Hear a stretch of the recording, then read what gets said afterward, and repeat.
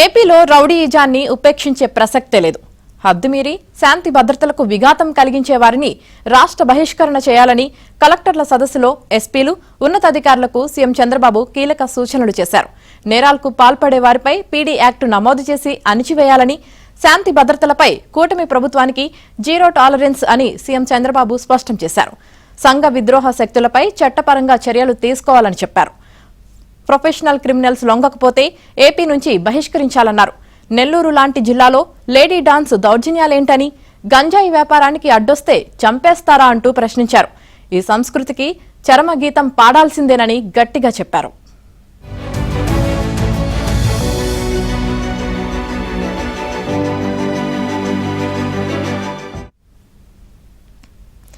మహిళల భద్రతపై ప్రత్యేక శ్రద్ధ చూపాలని, ఆర్థిక మోసాలు, సైబర్ నేరాల కట్టడికి ప్రత్యేక పోలీస్ స్టేషన్లు ఏర్పాటు చేయాలని సూచించారు. గతంతో పోలిస్తే ఎస్సీ ఎస్టీలపై నేరాలు తగ్గడం శుభ పరిణామమన్నారు. సున్నిత ప్రాంతాల్లో రెచ్చగొట్టే శక్తులపై నిఘా పటిష్టం చేయాలని చెప్పారు. డీజీపీ హరీష్ కుమార్ గుప్తా స్పందిస్తూ జిల్లాకొక సైబర్ పోలీస్ స్టేషన్ ఏర్పాటు ప్రతిపాదన ఫైలు ప్రభుత్వం వద్ద ఆగిందని గుర్తు చేశారు. దీనికి వెంటనే నిధులు విడుదల చేయాలని ఆర్థిక శాఖను సీఎం ఆదేశించారు. తీర ప్రాంత భద్రతకు బోట్లు, డ్రోన్లు అవసరమని విశాఖపట్నం రేంజ్ డీఐజీ గోపీనాథ్ జెట్టి చేసిన విజ్ఞప్తిపై స్పందించిన సీఎం నిధులు తక్షణమే మంజూరు చేశారు. నేరాలను అరికట్టడంతో పాటు సొమ్ము రికవరీ చేయడంలో ఎన్టీఆర్ కమిషనరేట్ అగ్రస్థానంలో ఉండడంపై సీఎం అభినందనలు తెలిపారు.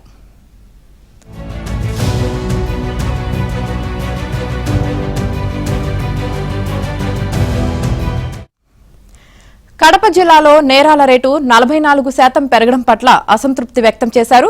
హోంమంత్రి అనిత సొంత జిల్లా అనకాపల్లిలోనే మహిళలపై నేరాలు ఎక్కువ జరగడం పట్ల సీఎం పెదవి విరిచారు.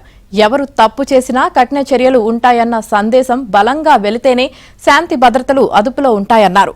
విశాఖపట్నంలో ఇటీవల కొందరు ఆకస్మికంగా దాడి చేస్తే బాధితులు పోలీస్ స్టేషన్కు వచ్చి ఫిర్యాదు చేసినా పట్టించుకోలేదని, రాజకీయ నేతలు దాని వెనక ఉండడంతోనే పోలీసులు అలా ప్రవర్తించారన్న ప్రచారం బలంగా జరిగిందన్నారు డిప్యూటీ సీఎం పవన్ కళ్యాణ్. బాధ్యులపై చర్యలు తీసుకోకపోతే ఎలా అని ఉప ముఖ్యమంత్రి పవన్ కళ్యాణ్ పోలీసు అధికారులను ఉద్దేశించి వ్యాఖ్యానించారు. ఏపీలో ప్రజలకు మరింత మెరుగైన సేవలు అందించేందుకు సురక్ష యాప్ను అందుబాటులోకి తీసుకువచ్చినట్లు డీజీపీ కార్యాలయం తెలిపింది.